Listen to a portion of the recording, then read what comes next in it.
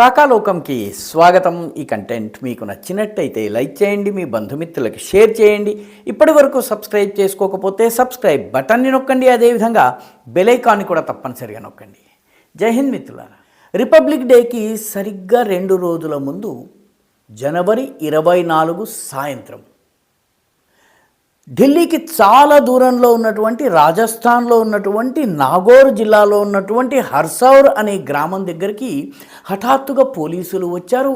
ఒక పొలం మధ్యలో ఉన్నటువంటి ఒక ఫార్మ్ హౌస్ని చుట్టుముట్టారు.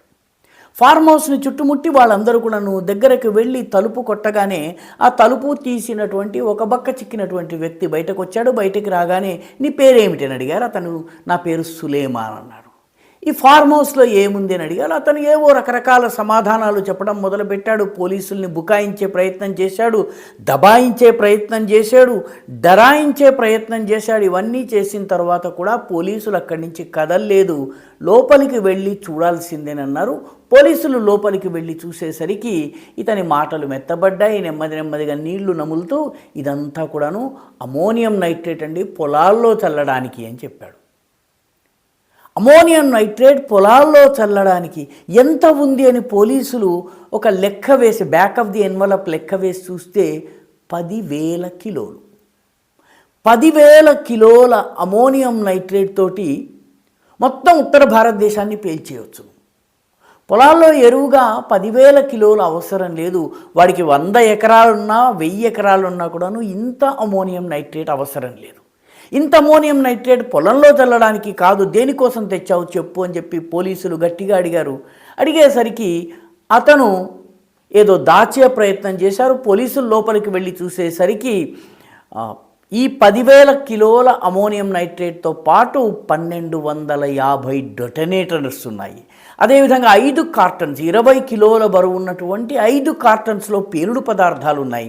బ్లాస్టింగ్ మెటీరియల్ ఉంది, వైర్స్ ఉన్నాయి, ఫ్యూజులు ఉన్నాయి, రకరకాల పేలుడికి ఉపయోగించేటటువంటి పదార్థాలు ఉన్నాయి. సులేమాన్ పరిగెత్తి పారిపోయే ప్రయత్నం చేశారు. పోలీసులు అతన్ని గట్టిగా పట్టుకున్నారు. పట్టుకున్న తర్వాత ఇవి దేనికోసం అంటే ఇవి పేలుళ్ళ కోసం తీసుకొచ్చి నా పొలంలో స్టోర్ చేయటం జరిగిందని చెప్పి ఒప్పేసుకున్నాడు. నాగౌర్ జిల్లా, రాజస్థాన్లోని నాగౌర్ జిల్లాలో ఉన్నటువంటి థన్వాలా పోలీస్ స్టేషన్లోని హర్సౌర్ గ్రామం ఇది. పోలీసులు వెళ్ళి తలుపు తీసేదాకా చాలా రహస్యంగా ఎక్కడి నుంచో వచ్చినటువంటి సమాచారం ఆధారంగా పోలీసులు చాలా రహస్య ఆపరేషన్ చేశారు.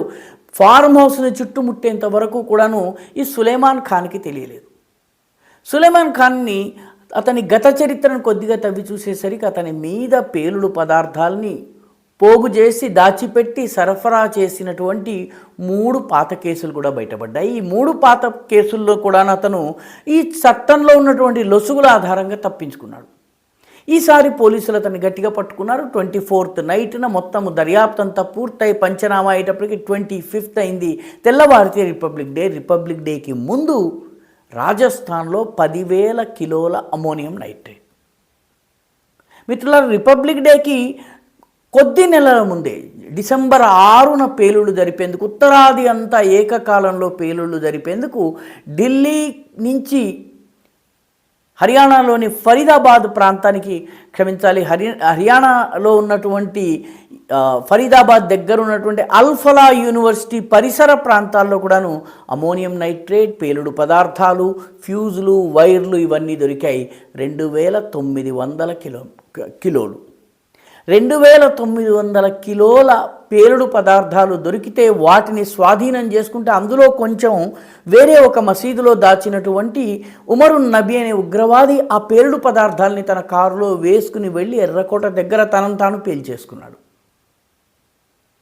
ఆ తరువాత ఇప్పటికీ దాని దర్యాప్తు జరుగుతోంది. కశ్మీర్లో, పుల్వామాలో, అనంతనాగ్లో, మిగతా అనేక ప్రాంతాలలో ఇప్పటికీ వెతుకులాట జరుగుతోంది, అరెస్ట్ చేయడం జరుగుతోంది. మసీదుల్లో మౌలవీలుగా పనిచేస్తున్నటువంటి వాళ్ళని అరెస్ట్ చేయడం జరుగుతోంది. వాళ్ళు ఏ రకంగా రాడికలైజ్ చేశారు ఇవన్నీ బయటపడుతున్నాయి. సహరన్పూర్, ఉత్తరప్రదేశ్కి చెందినటువంటి ఒక మహిళా డాక్టర్ తన భర్తకు విడాకులిచ్చి ఉగ్రవాదం వైపు వెళ్ళడం, 3 పిల్లల్ని వదిలేసి వెళ్ళడం, ఇవన్నీ బయటకు వచ్చినాయి. ఢిల్లీ ఎర్రకోట పేలుడు అల్ఫలా యూనివర్సిటీ కేసు. దాని తరువాత ఇప్పుడు నాగౌర్లో రిపబ్లిక్ డేకి ముందు 10,000 కిలోలు దొరికినాయి. సో భారతదేశంలో ఉగ్రవాద కార్యకలాపాలు చేసేందుకు, పేలుళ్లను, విధ్వంసాన్ని, వినాశనాన్ని సృష్టించేందుకు రకరకాల ప్రయత్నాలు జరుగుతున్నాయి. ఈ ప్రయత్నాలకు సంబంధించి ముందస్తుగా మన గూఢచారి సంస్థలు పనిచేయటం వల్ల అల్ఫలా యూనివర్సిటీలో 2900 కిలోల పేలుడు పదార్థాలు దొరికినాయి. అదేవిధంగా ముందస్తుగానే మేల్కొని ఆపరేషన్స్ నిర్వహించిన కారణంగా రిపబ్లిక్ డేకి ఒకరోజు ముందే, 2 రోజుల ముందే 24th సాయంత్రం 4:51 సులేమాన్ ఖాన్ ఫార్మ్ హౌస్ తలుపు పోలీసులు తట్టారు.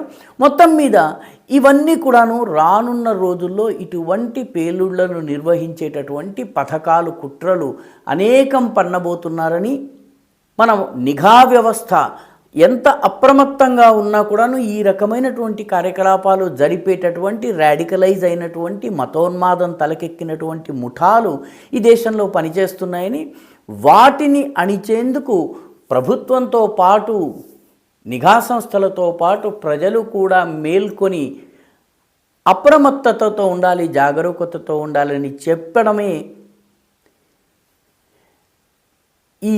ఈ మొత్తము ఈ సంఘటన మనకిచ్చేటటువంటి పాఠము.